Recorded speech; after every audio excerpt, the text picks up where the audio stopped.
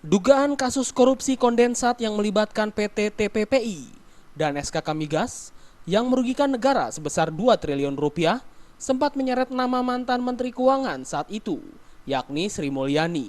Senin kemarin Sri Mulyani telah diperiksa tim penyidik Bareskrim Polri terkait dugaan korupsi tersebut.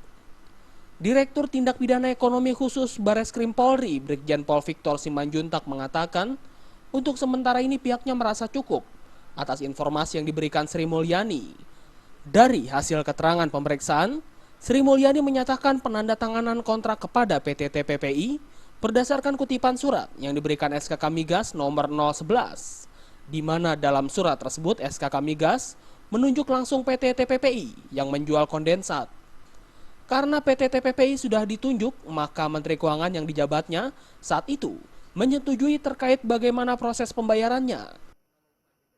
Saya sudah membaca hasil pemeriksaannya dan sementara ini saya anggap cukup keterangan dari beliau karena cukup jelas penjelasan yang diberikan mengenai surat yang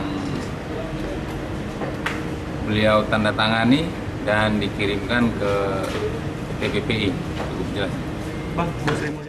Saat disinggung tentang pejabat negara harus mengontrol proyek penjualan kondensat tersebut, Victor menyatakan pihaknya masih menelusuri pihak mana yang mengontrol tersebut dan siapa yang mengontrol PT TPPI untuk melakukan penundaan pembayaran sehingga merugikan terindikasi korupsi dan merugikan negara.